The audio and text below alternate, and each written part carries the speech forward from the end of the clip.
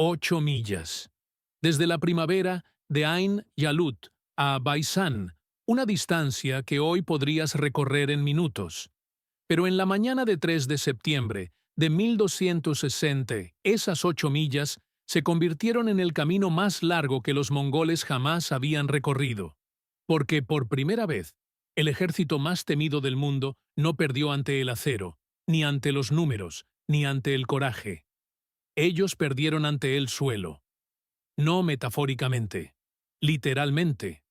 Un manantial que los atrajo, un valle que les infundió confianza, colinas que ocultaron un ejército, una estrecha garganta de tierra que les robó la velocidad, y un sol naciente que convirtió el campo de batalla en una venda.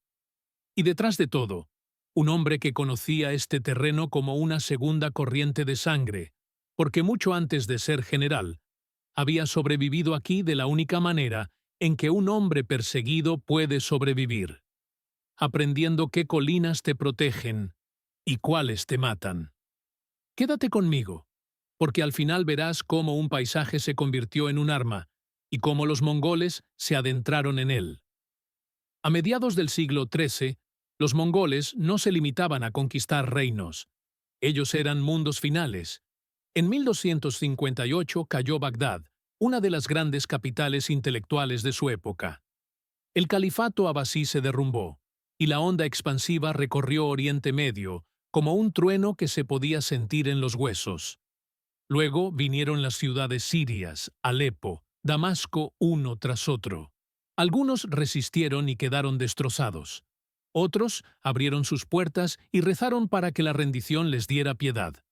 Rara vez lo hizo, y a principios de 1260 la dirección era obvia. Si los mongoles continuaban avanzando hacia el sur, el próximo premio no sería simplemente otra ciudad. Fue El Cairo, el último gran centro de poder capaz de detenerlos. Si El Cairo cayera, Oriente Medio se convertiría en un corredor bajo control mongol. No habría bastión mameluco. No habría un centro estable de resistencia. Se produciría un equilibrio de poder diferente entre Europa, Asia y el norte de África durante siglos. Así que la pregunta no era ¿podrán ganar los mamelucos? La verdadera pregunta era más oscura. ¿Es siquiera posible detener a los mongoles en una batalla abierta? Para entender por qué era importante Ain Jalut, hay que entender por qué los mongoles se sentían invencibles.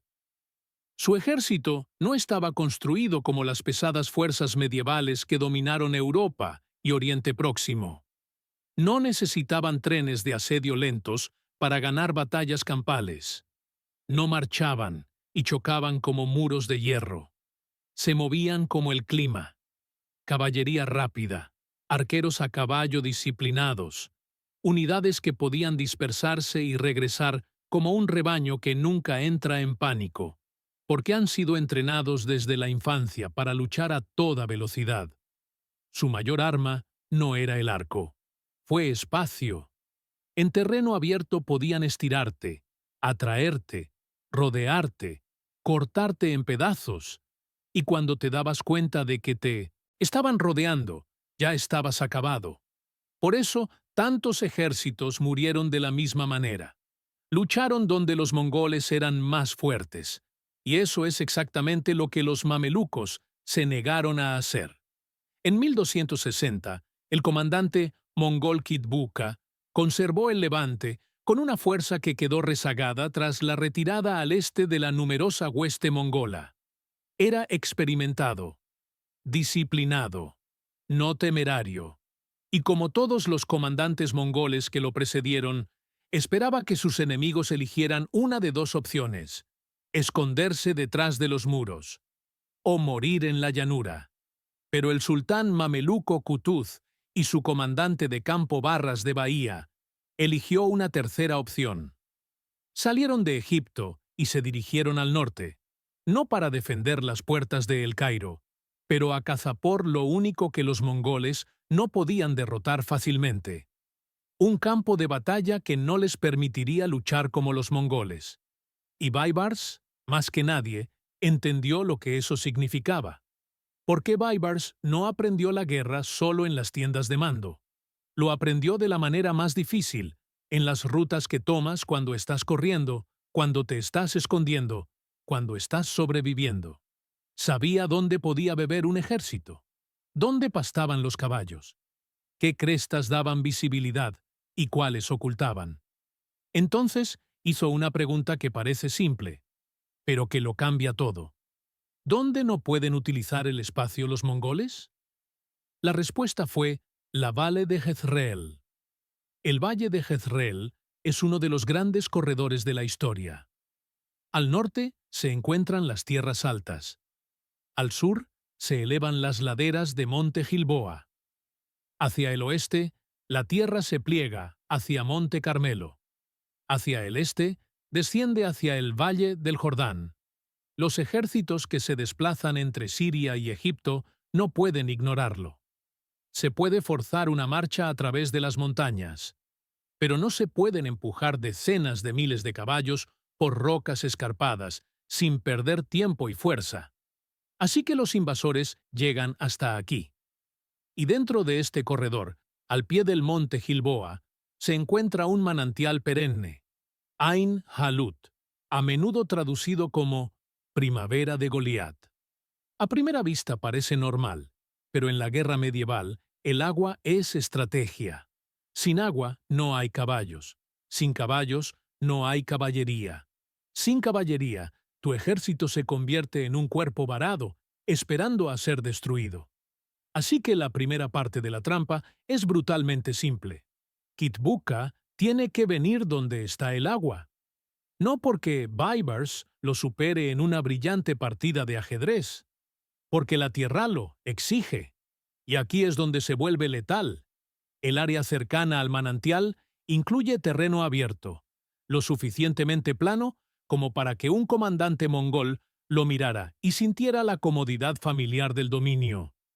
El terreno abierto es donde la caballería mongol se convierte en una tormenta. Movimientos amplios, cercos repentinos, flechas desde todos los ángulos.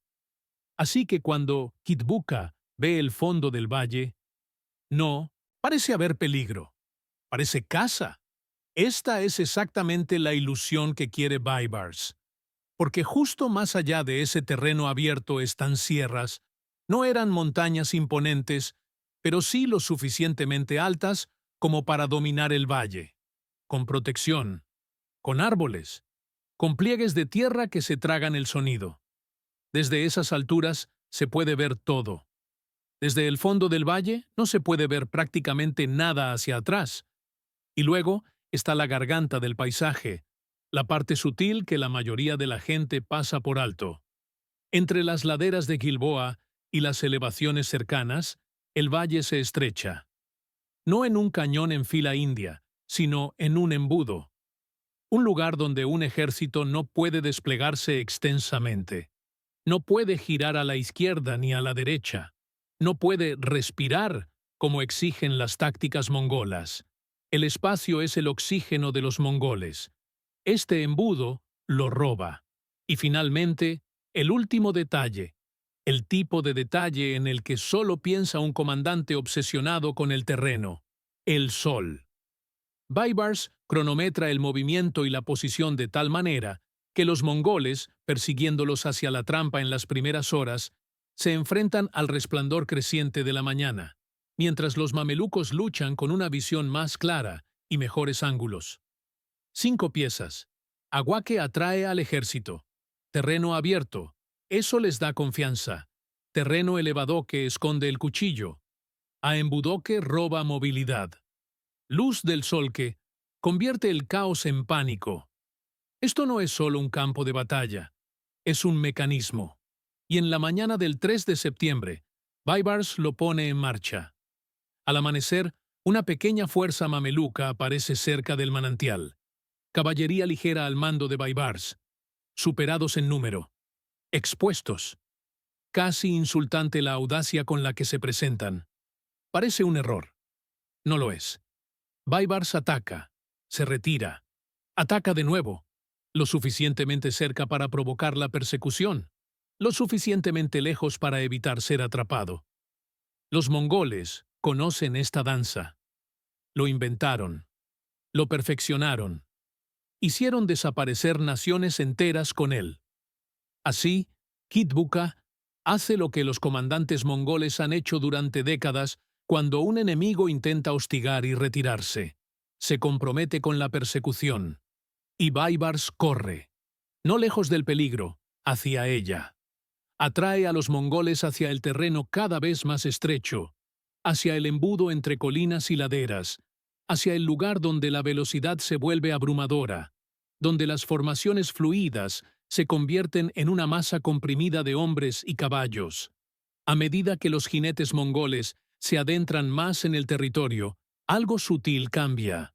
No pueden expandirse ampliamente. No pueden girar por un flanco. Comienzan a acumularse. Presión desde atrás. Confusión en el frente. Visibilidad reducida por el resplandor y el polvo. Y luego llega la señal. Desde las colinas, la caballería mameluca oculta entra en movimiento. Miles de jinetes avanzan cuesta abajo con la gravedad y el impulso de su lado. Las flechas caen desde arriba. El ruido se convierte en algo físico.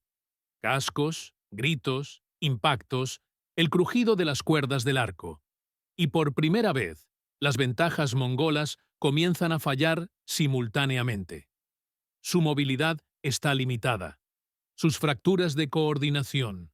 Sus ángulos de tiro con arco son peores, disparando hacia arriba, contrapendiente y a distancia, mientras que los mamelucos tienen altura, visión y posiciones preparadas.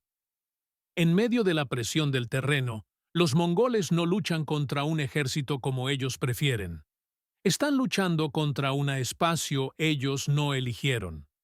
Kitbuka intenta estabilizarlo, dividiendo la atención entre la persecución y la defensa, tratando de recuperar el flujo.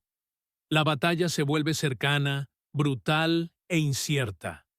En un momento dado, un ala mameluca flaquea y por un momento parece que los mongoles todavía podrían hacer lo que siempre hacen: encontrar el punto débil, abrirlo y atravesarlo. Aquí es donde el liderazgo importa. El sultán Qutuz avanza, visible, inconfundible, comprometiéndose ante hombres que pueden verlo arriesgar el mismo acero que ellos arriesgan. El efecto es inmediato. Los mamelucos se manifiestan. La presión regresa. Y en el terreno confinado, donde la caballería pesada y las cargas disciplinadas realmente pueden morder, la fuerza de Kitbuka comienza a quebrarse. Kitbuka lucha con fiereza. Se niega a rendirse. Se niega a retirarse. Pero el terreno no se negocia. Y una vez que el impulso se vuelve contra ti en un embudo, el colapso es rápido. Kitbuka es capturado y ejecutado. Su muerte no es solo una pérdida de mando. Es una señal que los mongoles casi nunca tuvieron que procesar. Esta batalla no tiene vuelta atrás. Así que corren. Y es entonces cuando vuelve la imagen de apertura. Esas 8 millas hasta Baisan. Un retiro parece sencillo en un mapa. En realidad, es donde mueren los ejércitos. Los supervivientes huyen al este, hacia Baisan, intentando reagruparse, intentando escapar de la persecución, intentando encontrar terreno abierto de nuevo. Pero después de una derrota como esta, no te retiras como una unidad limpia. Os retiráis como fragmentos, caballos exhaustos, hombres separados de sus comandantes. El pánico se extiende más rápido que las órdenes. Los mamelucos persiguen sin descanso, porque entienden la única regla para ganar contra un ejército basado en la velocidad. No solo los vences. Haces que la derrota sea cara. Las estimaciones sobre las pérdidas varían, pero lo que importa es el resultado. Una fuerza de campaña mongola está destrozada. Su comandante ha muerto. Y el mito de la inevitabilidad, está roto a plena vista de la región. Ain Jalut no acaba con el poder mongol, pero termina con algo igual de importante: la suposición de que la victoria mongol es una ley de la naturaleza. Detiene el impulso hacia el sur, hacia Egipto. Asegura la posición mameluca en la región. Y redibuja el futuro, porque una vez que los mongoles sean controlados aquí, el Medio Oriente seguirá siendo un campo de batalla entre potencias en competencia. Ni un solo camino bajo los cascos de un solo imperio. Y el papel de Baibars se vuelve aún más significativo después de la batalla, porque lo que demostró no fue solo coraje, era un principio. Si no puedes vencer a un enemigo en sus condiciones ideales, les quitas sus condiciones. Kitbuka vio un campo de batalla. Baibars vio un arma. Y el arma no era un invento nuevo, era conocimiento. El tipo que no puedes robar capturando una ciudad. El tipo de amor que solo se consigue viviendo en la tierra hasta que la tierra se convierte en parte de tu pensamiento. Ain Jalut deja una lección que va mucho más allá de la guerra medieval. La fuerza más poderosa de la tierra aún puede perder, si alguien entiende el medio ambiente mejor que a sí mismo, porque la geografía no es un telón de fondo. En el día correcto, en manos del comandante correcto, es el jugador decisivo. Si quieres, lanza una batalla donde el terreno lo decide todo. Bosque, pantano, paso de montaña, invierno, desierto, lo que sea. Y si estás aquí por estas historias profundas y tácticas, querrás la siguiente, porque hay otro ejército imparable que entró en un paisaje que no respetaba y pagó por ello con sangre y silencio.